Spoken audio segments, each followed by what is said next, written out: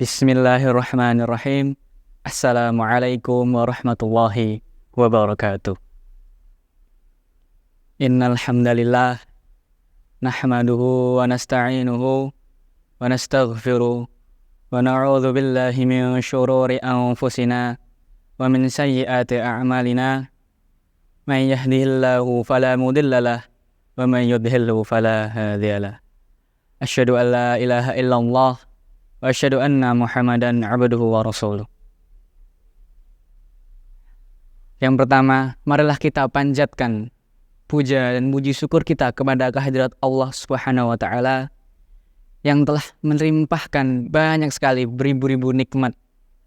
Nikmat iman, nikmat Islam, ataupun nikmat sehat walafiat dan yang lainnya. Yang kedua, salawat dan salam selalu kita aturkan kepada Nabi kita, Nabi besar, Nabi suri tauladan kita, Nabi Muhammad sallallahu alaihi wasallam, yang telah banyak mengajarkan kepada kita tentang keikhlasan. Di sini saya akan membawakan kultum yang berjudul ikhlas. Nabi Muhammad sallallahu alaihi wasallam telah mengajarkan kepada kita banyak sekali tentang keikhlasan. Ikhlas merupakan salah satu sunnah. Oleh sebab itu, kita harus untuk senantiasa mengikutinya. Ikhlas adalah amalia hati yang tingkatannya itu sangat tinggi. Ikhlas tentu berbeda dengan sabar, yang merupakan penerimaan atas suatu ketetapan, ketentuan, dan sesuatu yang mengenai diri seseorang. Itu sabar. Ikhlas justru sebaliknya, di mana baru akan terlihat setelah terjadinya suatu amal. Orang yang ikhlas dalam beramal adalah mereka yang merasa seakan-akan tidak melakukan amal itu. Kita bisa menganalogikan ikhlas seperti halnya bekerja tanpa minta upah. Saking tingginya amalan ini, ibadah yang mengharapkan surga belum terhitung ikhlas, sebab masih mengharapkan upah dari Allah Subhanahu wa taala.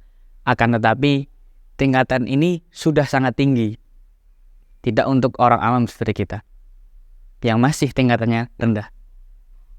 Tapi bukan berarti beramal karena mengharap surga dan takut neraka itu tidak baik. Menurut Imam Al-Ghazali, beramal karena mengharap surga itu hukumnya sah dan bagus, serta berfaedah untuk diterimanya suatu amal. Menurut Imam Al-Ghazali juga, hakikat ikhlas adalah kemurnian niat dari kotoran-kotoran yang mencampurinya. Kita mau sholat, ya sholat aja, makan ya makan aja, pergi ya pergi aja, tanpa memikirkan hal-hal lain. Allah Subhanahu wa taala berfirman melalui Al-Quran pada surat Al-Bayyinah ayat 5. Bismillahirrahmanirrahim. Wa ma umiru illa liya'budullaha mukhlishina lahuddin hunafa'a wa yuqimus salata wa yu'tuz zakata wa dzalika zinul qayyimah.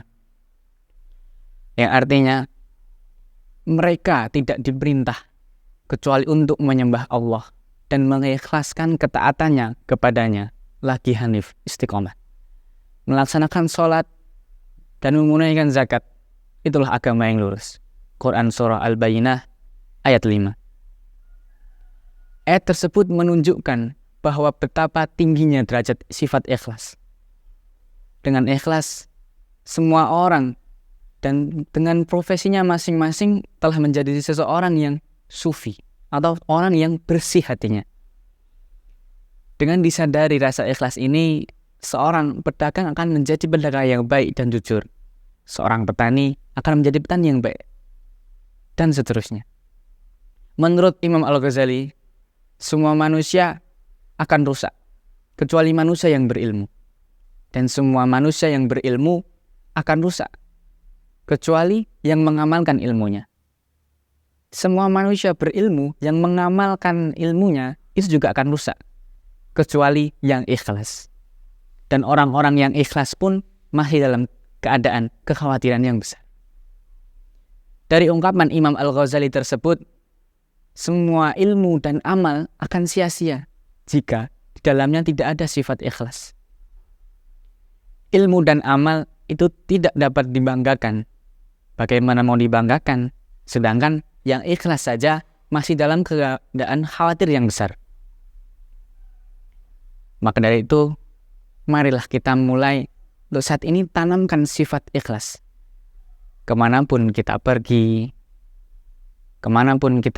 jangan lupa tuh kantongin ikhlas. Seperti saat ini, kalau kita sedang membawa uang, mari kita sisihkan kotak amal.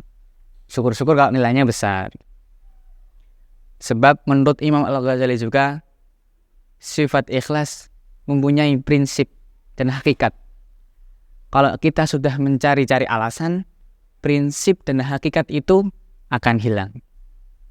Jadi, dimanapun kita berada, kita juga harus namanya ikhlas. Tanamkan di dalam diri kita tentang ikhlas. Demikian yang bisa saya sampaikan. Semoga ada manfaatnya, bisa kita terapkan dalam keadaan kehidupan sehari-hari kita. Hadza minni wa idza wajadtum minni al-akhta' wal aghlad astaghfirukum. Syukran lakum. Assalamualaikum warahmatullahi wabarakatuh.